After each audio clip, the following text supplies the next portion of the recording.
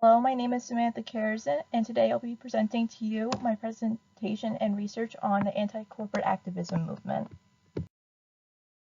So first I'll be discussing what exactly this movement is. This movement is a belief in supporting local communities, and it's done through choosing to conduct business with local businesses rather than large franchises or corporations. And it is also the preference to use locally made products. This movement overlaps with similar movements and connects with other movements such as the fair trade movement, anti-consumerism, and workplace equality activism. These movements tend to overlap in similar values, and they are used together often. The anti-corporation movement is considered a reformative social movement because it is focused more on our culture and the way we perceive conducting business rather than a more legal issue. It is also considered a grassroots organization because there's no hierarchical structure or designated roles in the movement. Instead, the movement is more individually based and it focuses on what each person can do for their own community. Each community is different and they might have different needs, so it's important that it's a grassroots organization because of this. There are several reasons why people might be anti-corporate. The case example that we're going to be using for this is Walmart. Walmart has been known to treat their employees unfairly, and this is unfortunately a common practice in larger corporations such as this. First of all, 70% of all the goods from Walmart contain components that were made in China. So rather than having products manufactured here and sold locally, it's shipped in from overseas to bring down the cost of goods. This means that generally there might be less of a quality of the products itself.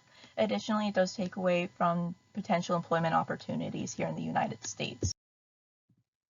Walmart's clothing factory is located in Honduras. By having their factory in Honduras, they're able to exploit their employees more. In this factory, employees are denied sick leave, they receive low wages, and they have mandatory overtime hours that they need to work. Walmart and other corporations are seen as sort of hypocritical by members of this movement because in America we have higher working standards compared to other countries that are still developing.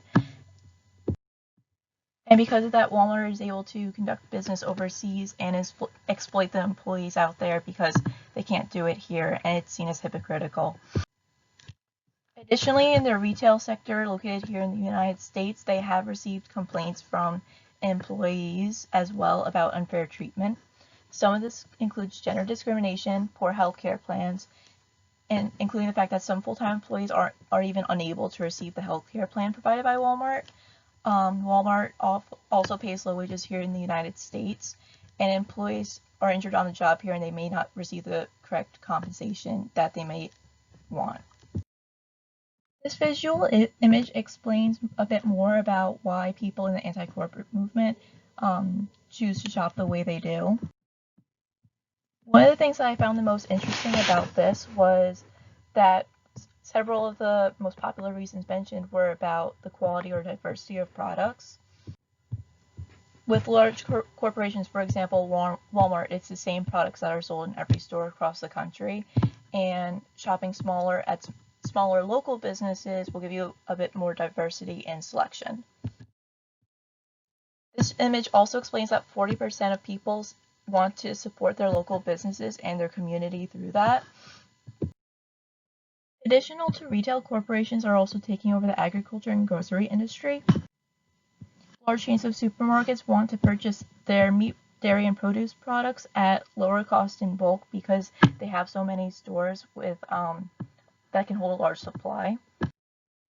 Obviously, because they have such a high demand, small and mid-sized farms can't compete with larger farms with this, and they can't provide those kinds of services to supermarkets, which is where most people get their groceries from. Small farms make up about 85.1% of the agriculture sector, so that means about 15% of the whole agriculture sector is receiving profits from supermarkets. This essentially puts smaller and mid-sized farms out of business because they can't compete with the larger farms, and they have less opportunities to sell their produce if they can't get into grocery stores as well too. As stated prior, when corporations choose to manufacture overseas, it can take away potential employment opportunities here in the United States. Corporations are actually able to hold a lot of power in stimulating the economy wherever their manufacturing plant is.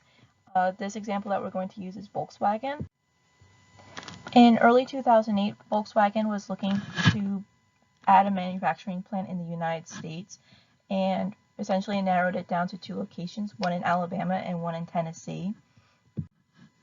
They selected the location in Tennessee because the state of Tennessee offers a tax subsidy under the condition that a minimum of 2,000 local residents would be employed through the plant. The state was willing to give up these tax dollars in order to have this plant here because they knew that would stimulate the economy a lot more. Shortly after the manufacturing plant was put into place, the 2008 recession hit. As you can see from the chart, the red line is the location in Alabama where Volkswagen was considering putting their manufacturing plant. And as you can see, the employment rate dropped down significantly. Whereas the blue line below was the Tennessee location, and it rose and continued to rise after the 2008 recession. This example proves that corporations really do hold a lot of power in stimulating the local economy where the plant is located for manufacturing and how they contribute to the community. Hamilton, Tennessee, thankfully wasn't really affected by the recession as a result. If this plant was to go overseas like many other plants do, Tennessee would have similar results to Alabama where there would be a significant unemployment rate. As stated before, conducting business with locally owned businesses rather than large retail chains, you're able to stimulate the local economy a lot more. This visual graph sort of explains it a bit more. So the circle on the left shows what it would be like to spend $100 at a local business. About $73 would stay within the local community. Whereas compared to the circle on the right, if someone were to spend $100 at a non-locally owned business, only about $43 would stay within the local community, and the rest would be going to outsourcing or to the corporate office or other offices, administrations located outside of the local community. Now that we understand why people are against corporate organizations and companies, we need to understand how people advocate for these local business movements and how they get their message across.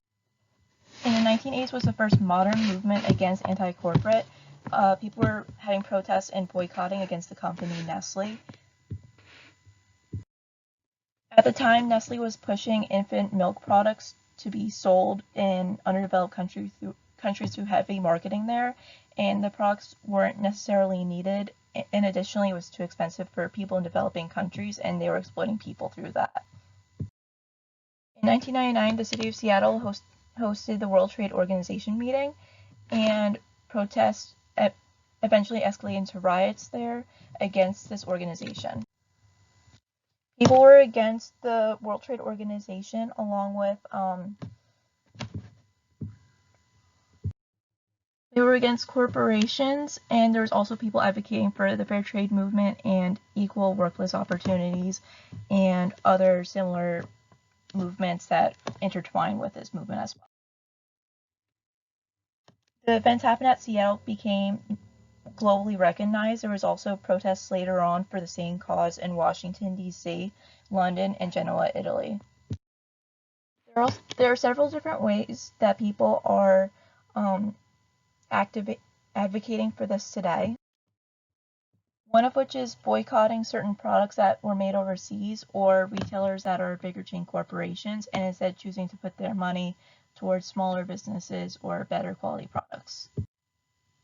People may also choose to avoid products that maybe are against their values, such as using fair trade instead of free trade, and putting their money towards free trade products and supporting those companies as well. People are also using word of mouth a lot to educate others about the anti-corporate activism. We actually saw this a lot at Marywood University inside of the Nazareth Dining Hall, and sometimes in the campus ministry office as well. They would advocate for the difference between fair trade and free trade and educate students about it through that, and to understand the importance about these types of movements.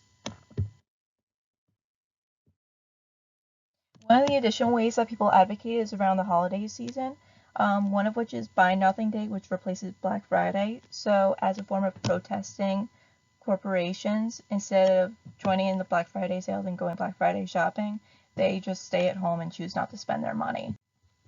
Additionally, the following day after that is Small Business Saturday. This movement was actually started by American Express in 2010, but it's become a nationally recognized movement since. It kind of blew up and people were very excited about this movement. Basically, it's the opposite of Black Friday, where people tend to shop at corporations. People will go out the following day and choose to shop at smaller businesses or eat out at local restaurants and support the community through that. Due to advancements in technology over the last couple of decades, people have been advocating more for this cause virtually as well. Blogs, websites, and social media platforms are able to communicate their thoughts to a wider range of people than just word of mouth about anti-corporate activism.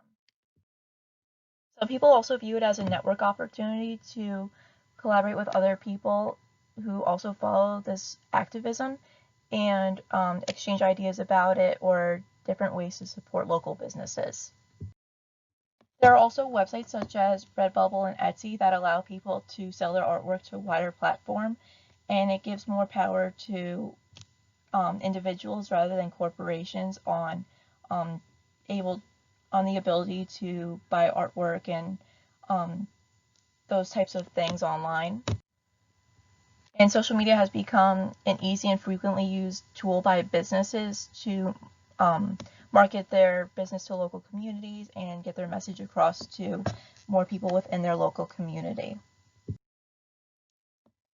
Some of the websites and mobile apps that encourage better purchasing decisions and anti-corporate activism are posted on the left-hand side. There were some other impacts that were started because of anti-corporate activism from individuals, where people have been able to address this and bring some change to the community. From a governmental point of view, many states offer tax incentives now to aid companies that plan on expanding or relocating to their state. We saw this in the earlier example with Tennessee and Volkswagen. Tennessee also has an economic development fund which offers grants to growing companies within their state to aid them financially in growing and stimulating the economy more. There are also several lobbying groups that are within the federal government that are able to communicate the needs of small businesses directly to politicians. Some corporations have been growingly aware of people's want for more social responsibility within larger corporations, and they have been reacting to this by publishing corporate social responsibility reports yearly. These reports explain what the company has done socially, politically, environmentally to give back to the community or world, rather than just being greedy and taking as corporations are often perceived as. These reports are mostly made for potential investors in companies or current shareholders. However, they are often posted on the same company's website, so that way anyone can view it so they can make better purchasing decisions for themselves as well. As a response to the issues that come with supermarkets and small farms not being able to produce for them, New Jersey has created an initiative called Jersey Fresh, where essentially supermarkets have locally grown produce, and it'll have a Jersey Fresh logo on it, so that way consumers know that it was grown locally and made, but it's still sold within the supermarkets, so that way they're not competing against farms across the country who may be larger and are able to keep up with the demand. We can see how important small businesses truly are through some statistics. In 2015, small businesses made up 47.5% of the private workforce. This is almost 50%. That same year, small businesses created 1.9 million new jobs, 1.1 of which were from the smallest of small businesses, which employed 20 employees or less. These statistics prove that small businesses are receiving customers still, and they're still being encouraged by their local community, and they're still able to grow because they can hire more people now. In 2016, 240,000 business startups were established, and they employed a total of 872,000 people. There's also a lot more diversity in the business owners of local businesses than corporations as well. For example, 38.7% of businesses are women-owned, 8% are owned by military veterans, and 26.5% are owned by racial minorities. All these statistics are higher percentages compared to that of larger corporations. In conclusion, this movement has become very active and very popular, mostly because people want to support their local communities, and supporting it directly through local businesses supports their communities more than a larger corporation. People have also wanted reform with larger corporations as well, as far as their where they get their merchandise from and how they treat their employees.